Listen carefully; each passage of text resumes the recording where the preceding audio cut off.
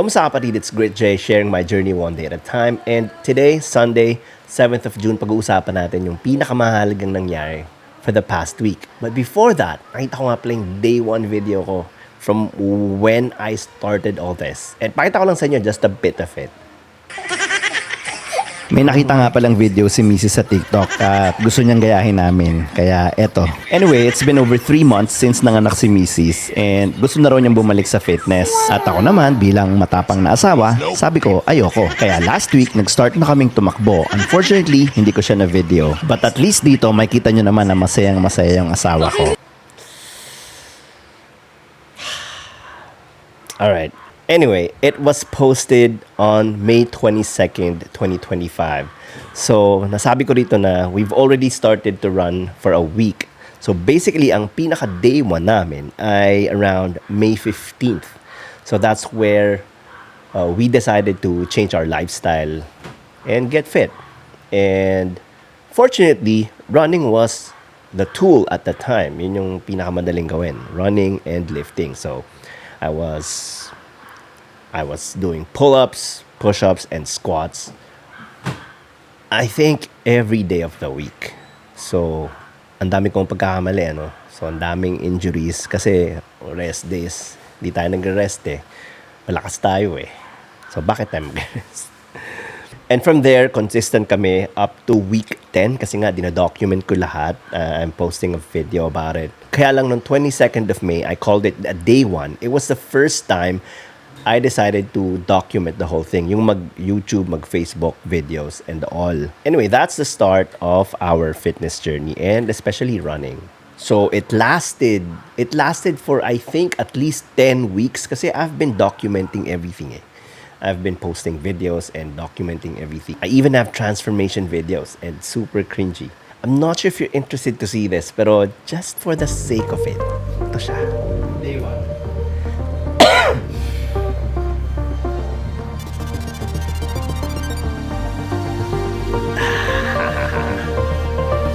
So, ayan, no? And just for the sake of documentation, I will do it again. So, I'm thinking by the end of this video, I'm gonna post it. So, if you guys are curious, then watch the whole video. Anyway, the point of this video is to share you guys the recap of everything that happened since Monday. Okay, simulan natin ng Monday. Alright, so Monday is easy aerobic. 140 to 145 BPM. And since easy siya, I started running by feel na, diba? A few months ago pa. And heart rate landed at 152. So, medyo hindi ko gets kasi nga ang pagkakaalam ko, the longer you run, the faster you get at a lower heart rate. Pero ang nangyayari sa akin, parang ang taas ng heart rate ko. Although, ang layo ng speed ko compared last year. And we're gonna talk about that some other time. So Monday, takang-taka ako, bakit ang taas ng heart rate? Then, comes Tuesday. Tuesday naman, intervals. So, nangyari dito, I started easy, really easy. And then, ang problema ko dito, may hawak akong camera. Ito yung araw na realize ko na ayoko talagang tumakbo na may hawak na camera. Especially my camera is DJI Osmo Pocket 3. Ang hirap niya kasi yung gimbal niya. Nagtatakbo ka, sure, focus siya. Pero, minsan, nakakainis.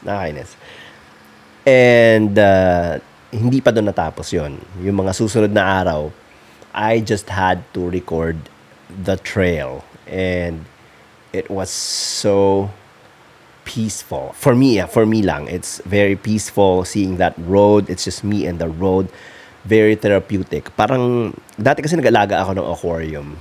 Tapos sisilipin, pagmamasa mo lang yung isda for hours.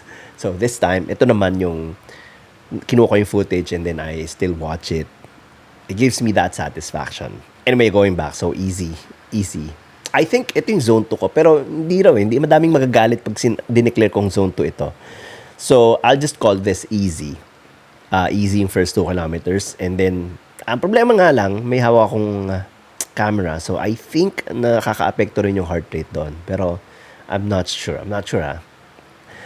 So, pagdating ko ng second kilometer, going to third kilometer, pumulusok ako kasi I remember ito yung day na nag-share yung friend ko si Dustin and si Miko ng Strava results nila. Si Miko was running 180 It's crazy. 180 at mabilis. I'm not sure how long my friends are running. Pero at the same time, si Dustin, nag-send siya ng Strava result.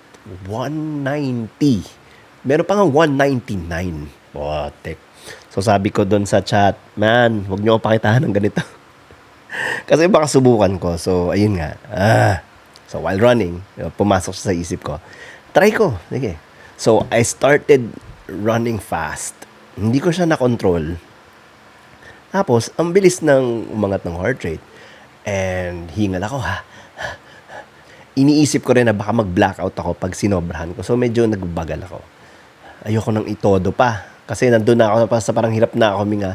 Okay na to. Then, bagal ng konti. Hanggang sa steady lang kahit papano. And then, after third kilometer, yung going forth, parang pagod na ako. Parang gusto ko nang sumuko. Bagal ko na. Pero yung hinga ko, ganun pa rin. Consistent ako sa heart rate. Man, kung titingnan natin yung heart rate ko dito, nasa 170 pa lang. Pero yung takbo ko, pang 900. Man, hindi ko alam na parang ito yung limit ko or what. At one point, sumilip ako sa relo, 170. 173. Ayun, I think ayun yung pinakamataas ko. 173. Tapos, hindi ko na kaya. I had to slow down. Kung makita nyo yung speed dito, from 6, almost 7 minutes, naging 8 minutes. So, parang ang laki nun, di ba? And then, nung natapos ko yung 4th kilometer, boom, ayoko na. Easy na lang talaga. And there you go. Bumaba siya ng 163. And yung last lap ko, maayos na hinga ko. Maayos na talaga. Pero for some reason, 162 pa rin yung heart rate. So, ang pinakakinabahan ako sa ginawa ko na yan, baka sumakit yung paa ko kinabukasan. Yung pa naman yung lagi kong sinasabi, for longevity, ayoko na ng injury or anything. Pero minsan talaga, na-challenge ka eh. So, ayoko na sigurong ulitin yan. If ever sa Tuesday, ganyan ulit yung program, I'll be careful. Alright, Wednesday. Wednesday is the true zone 2. And ang ginawa ko rito, sige, iisihan ko lang. Pero hindi yata ako tumingin sa watch. So, ang resulta niya, nasa 143 hanggang 159. And then I ended up at 152 average heart rate. So, inisip ko, ano ba talaga yung zone 2? Ang problema kasi sa zone 2, ang daming requirements. Kailangan sa zone 2, conversational. Kailangan sa zone 2, yung hinga mo, consistent na hindi ka hirap. Nandiyan naman ako sa paghinga. Hindi ko lang masabi sa conversation kasi hindi naman din ako nakikipag-usap pag tumatakbo.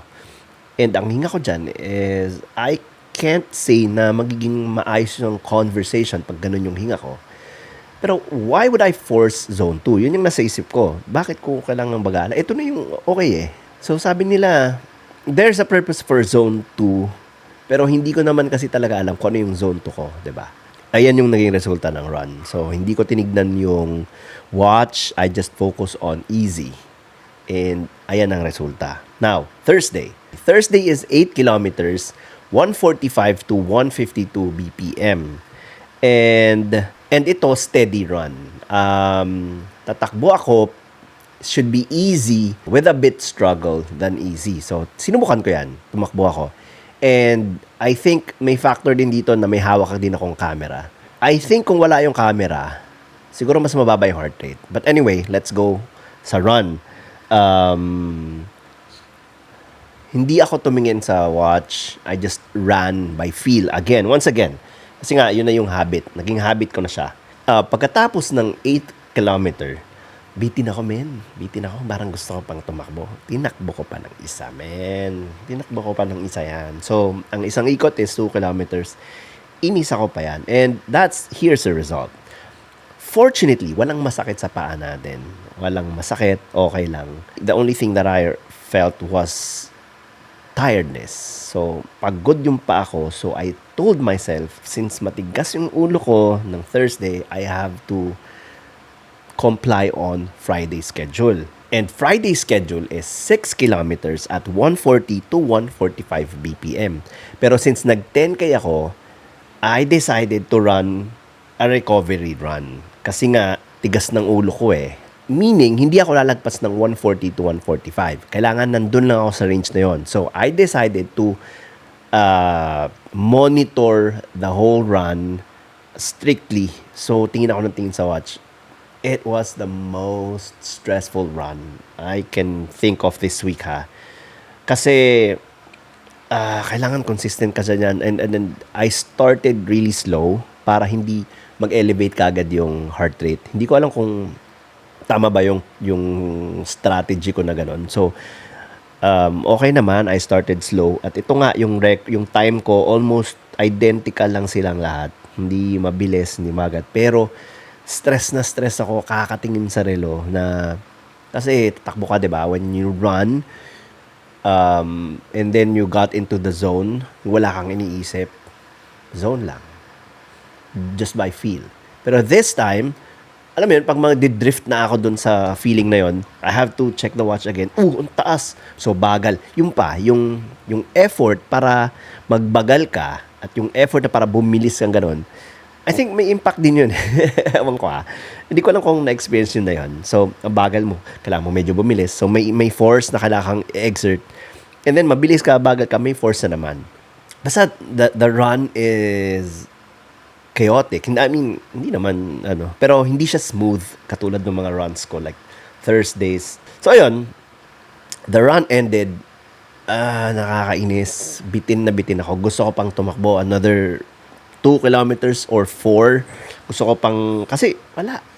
Pero, it served its purpose na nakapagpahinga ako and I am ready to run my Saturday run. Saturday run is supposedly 10 kilometers at 135 to 145 BPM. So, easy yan. Easy. Pwedeng gawing zone 2. Pwede ring easy na lang. Pero, sabi ko sa sarili ko, tumakbo ko ng 10K ng Thursday. So, siguro, ano bang gagawin ko sa Sabado? Babawasan ko ba ng 2K? Wag na lang. Itakbo na lang natin ng 10K. So, ayun. Sa isip ko, 10K run, easy.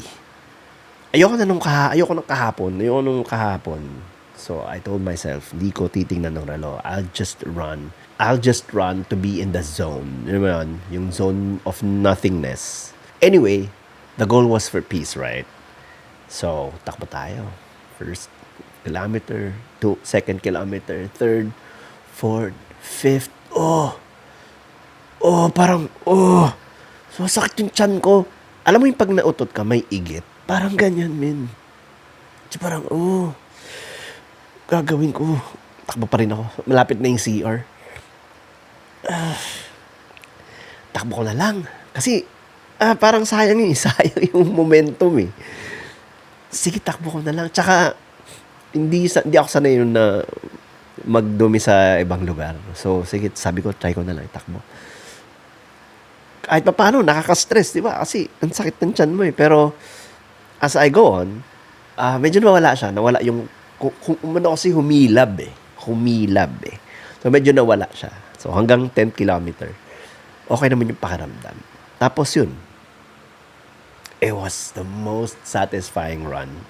And, to think that it happened the last day of the week, sobrang solve yung week natin.